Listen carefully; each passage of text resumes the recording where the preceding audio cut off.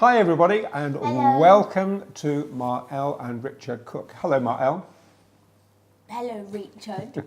Richard, yes, that's a new take on it. Anyway, today we are going to be making a chocolate Yule Log or bûche de Noël, and we have chosen for the base for it a flourless sponge for two reasons. One is that it's obviously gluten-free, and the other one is easier to roll because we can roll it cold, so it makes it a much more straightforward thing to do. We've got two stages to start us off. The first one is we're going to make the sponge, and we've got 6 separated eggs. The egg whites are on the side, egg yolks. We've got 150 grams of golden caster sugar, and we have 50 grams of nice dark cocoa powder. We're going to mix all these together to make a nice pale creamy spongy mix, and then we're going to whisk the egg white into meringue and fold them in together and then get it straight into the oven. Okay, lovely. So in goes the sugar. And you might want to just stir it around a little bit, otherwise I'm going to get covered in sugar. Yay. No, not yay.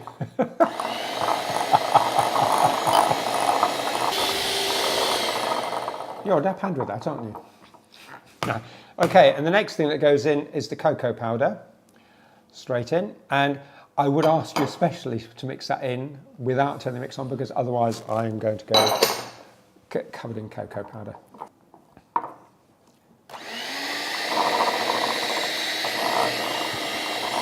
Nearly.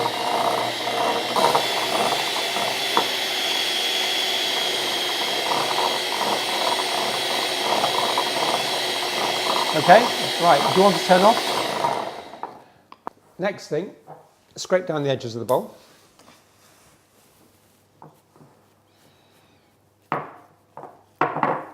Push that to one side. Right, and we will start to do the meringue now. And here are the egg whites that we've already split.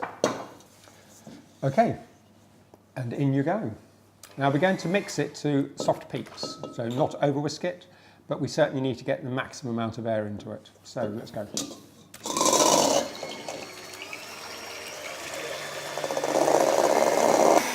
we go, that's it. That's enough now, yeah? We're now going to combine that together. So we're going to mix the egg white into our base. So put these in there. Yes, but there's a way of doing it. If we put it in all in together and we try and mix it, we will lose all of the air that we put into the meringue. So the first thing that we're going to do is we're going to put some of the meringue in. A spoon. I have one here. And use a metal spoon, it gives you a much better result. We're going to put some of the meringue into here. Gently stir it and fold it in, and then we're going to mix the rest of the meringue in. So by meringue in the egg white, the whisked egg white, yeah? Okay, so do you want to put about just over a generous third into here?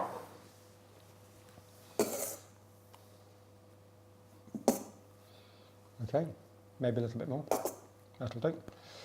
Right, and when you fold, you cut and you fold like this, and you rotate your spoon. And as that combines,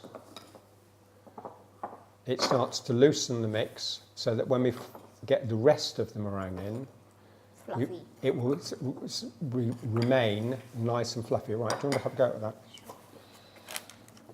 And it's exactly the same process when you're making a souffle. Patience. Patience and Is the key. gentle.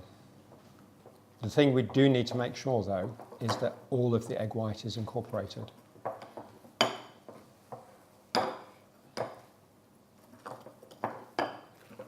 Okay, right, so what we'll do now, we're now going to scrape that, that's right, we are going to scrape it into the larger bowl because it'll make it easier to mix.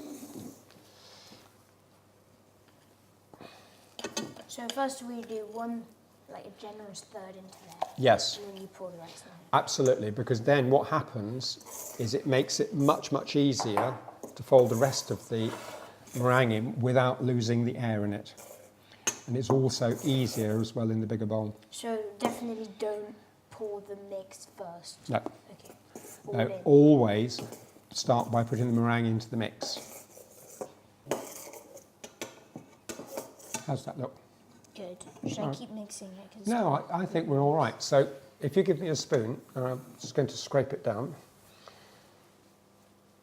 All right, so now we have already prepared a tray, and we've prepared a Swiss roll tray.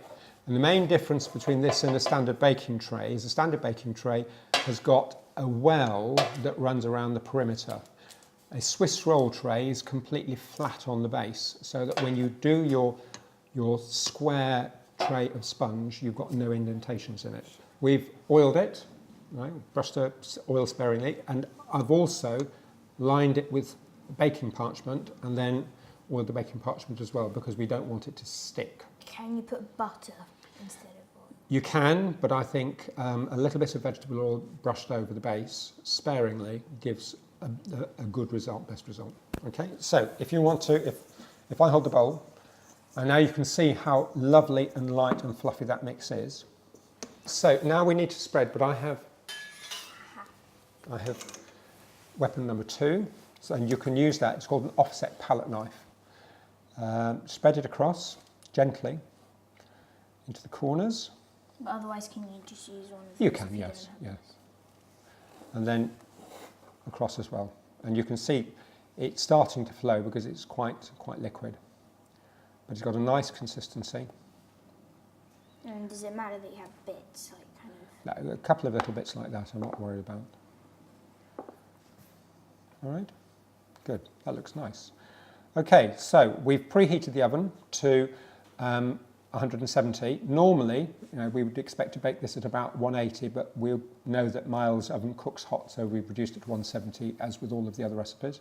Marvellous. And that will take 20 to 25 minutes. Our sponge has been in the oven now for 23 minutes, and we are now going to take it out. Wow. Because this is hot, it's probably a good idea to get a grown-up to do it for you. All right. What we're looking for is something which is light and fluffy and will spring back. All right? Can you hear that noise? Yeah, and it's really light and spongy. And that indentation is not designed, it's where I actually touched it with the oven glove, but it is lovely. So we're going to leave it like this in the tray to cool until it is room temperature, at which point then we're going to reverse it out and fill it and roll it. Okay? Job done.